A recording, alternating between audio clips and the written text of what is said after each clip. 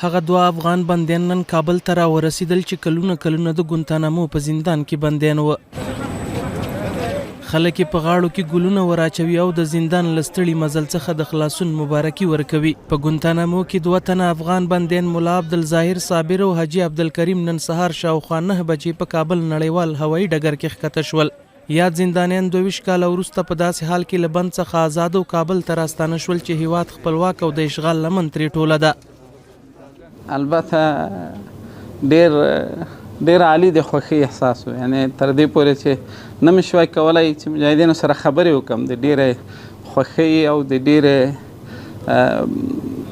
د داسې څه نه چې یعنی بالکل مې په ذهن کې نه ګرځېده چې زه به داسې حالت ووینم، خو الله پاک راباندې ولید د مجاهدینو په نصرت او د مجاهدینو په دا ډول پرمختګ باندې دا ډېر ماته د خوښۍ ځای ومانه. دا هغه 2 تنه افغانان و چې د امریکایي اشغال پر مهال له نیول کېدو وروسته د امریکا وحشي زندان ګونتانامو ته انتقال شوي و او له کلونو زندان وروسته بیا عمان هیواد ته وسپارل شول چې اوس د افغانستان اسلامي امارت په هڅو کابل ته را انتقال او د ښه راغلاست ترڅنګ تود هرکلی وشو. الحمدلله الله پاک نه شکریا ده کوم او بیا دغه د ورځې دغه ورځې نن زه ګورم که نه یعنې هېڅ د خوشحالۍ احساس نشم کولی که نه تقریبا کام د 22 ښکلا ووتل. د نن ورځ چې ما ولیده که نه ما وایي چې ما هېڅ سفر نه دی کړی، ما هېڅ جن دلدلی که نه.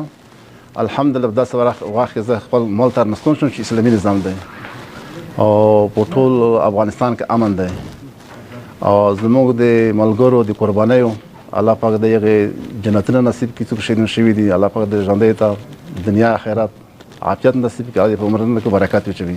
سیاسي شنونکي وایي د دې ډول بندیانو خوشي کېدل د اسلامي امارت د مثبتو اړیکو نتیجه ده او دا کړنه د حکومت او ملت ترمنځ د یووالي پل نور هم غښتلی کوي. دوی همداراز زیاته کړه د خپل ولس لپاره غوره حکومتولي کول د یو غښتلي حکومت نښه ده چې دا چاره په اسلامي امارت کې لیدل کیږي.